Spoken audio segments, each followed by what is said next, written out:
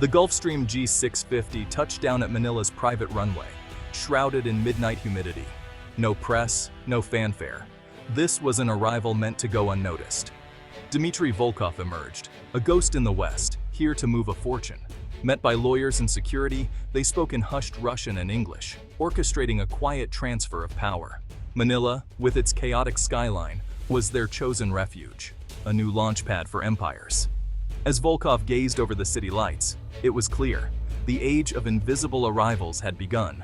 Volkov's arrival was just the tip of the iceberg. Across the Philippines, a new class of ultra-wealthy Russians is quietly establishing a foothold.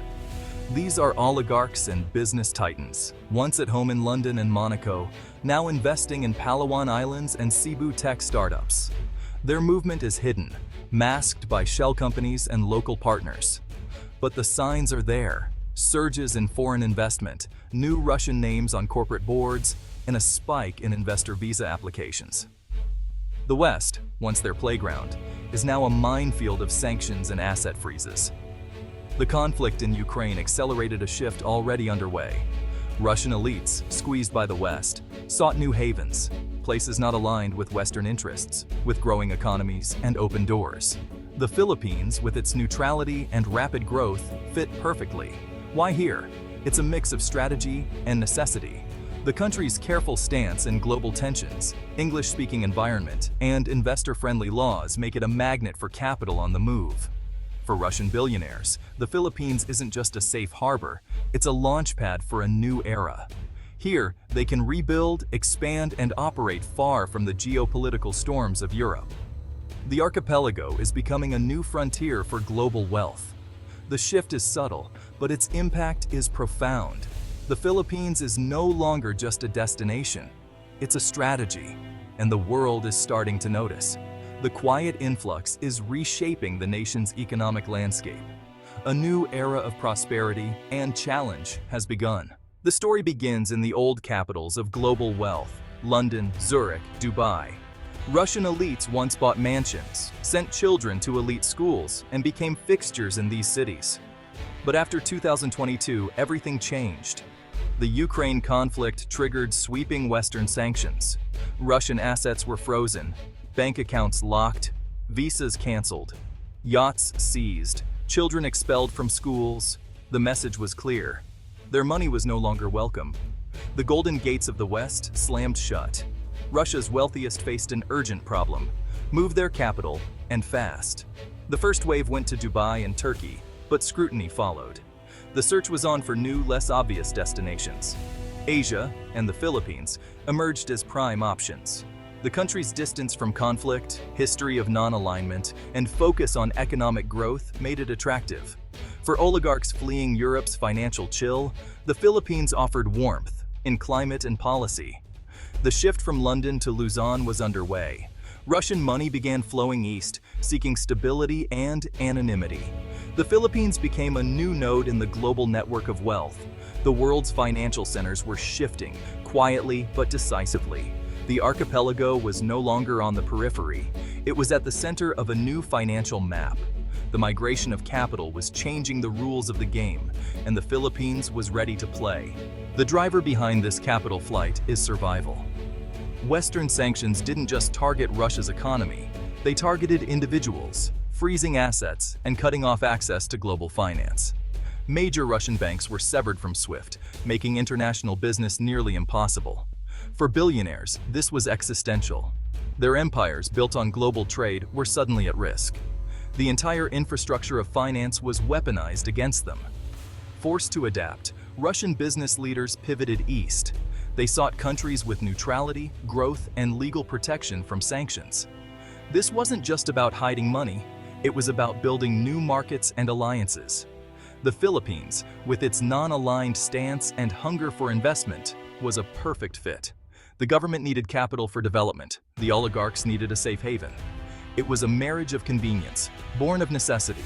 Sanctions meant to isolate Russia instead pushed its wealthiest to forge new connections in Asia. The result, a powerful, symbiotic relationship. The Philippines became a cornerstone in Russia's new global strategy. The Philippines' appeal is no accident. It's the result of a perfect storm. Political neutrality means Russian assets are safe from sudden seizures. The country's rapid economic growth offers a wealth of investment opportunities. Investor-friendly laws, like the amended Public Service Act, allow full foreign ownership in key sectors. Special economic zones and the Serve visa make it easy for wealthy foreigners to settle and invest. The lifestyle is a bonus luxury living in Manila, private villas in Palawan, and a culture of hospitality. English is widely spoken, smoothing the transition for expatriate families. The combination of opportunity, legal protection, and lifestyle is rare. For Russian elites, the Philippines is more than a safe harbor. It's a place to thrive. The government's open-door policy is paying off. The archipelago is now a magnet for global capital. The perfect storm has created a new class of residents and a new era for the country. The world is watching as the Philippines redefines its future. Russian capital is flowing into targeted sectors. Luxury real estate is booming. Penthouses in Manila, private islands in Palawan, entire developments funded by new money. Renewable energy is another focus, with investments in solar, wind, and even nuclear projects. Russian expertise is helping the Philippines modernize its power grid. The tech sector is thriving, fueled by venture capital for startups in fintech, e-commerce, and software. This infusion is building a vibrant, innovative ecosystem. Strategic resources and logistics are also in play, stakes in mining, ports, and shipping. These moves aren't just about profit, they're about building resilient, independent supply chains. Russian investors are laying the groundwork for a new economic empire. The Philippines is becoming a key hub in this network. The impact is visible, from Manila's skyline to the shores of Cebu. The transformation is just beginning. Russian investment is creating real benefits for Filipinos. New projects mean thousands of jobs in construction, tech, and energy. Infrastructure is booming. Roads, utilities, and public transport are expanding.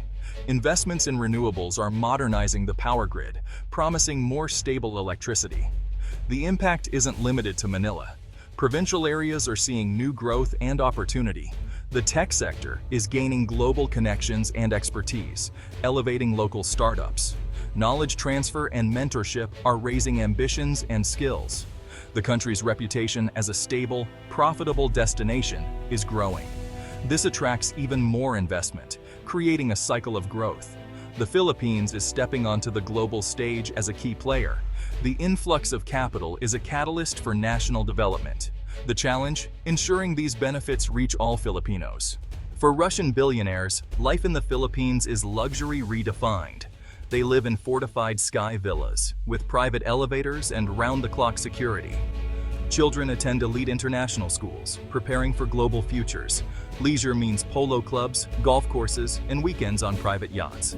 A network of local staff ensures every need is met, from chefs to bodyguards.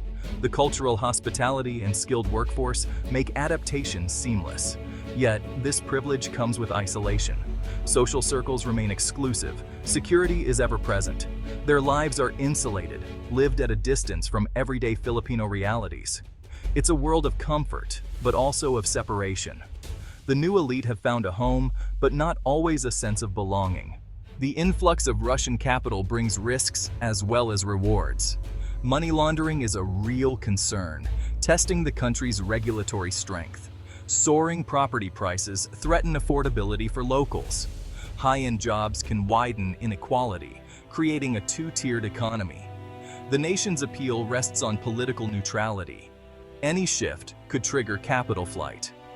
Geopolitical tensions may bring new sanctions, destabilizing the economy. The Philippines stands at a crossroads. Harness this investment for broad prosperity, or risk deepening divides. The answer depends on strong institutions and wise leadership. Will the country build an inclusive future, or isolated pockets of wealth? The stakes are high. The world is watching. The choices made now will shape the nation's destiny. The future of the Philippines hangs in the balance.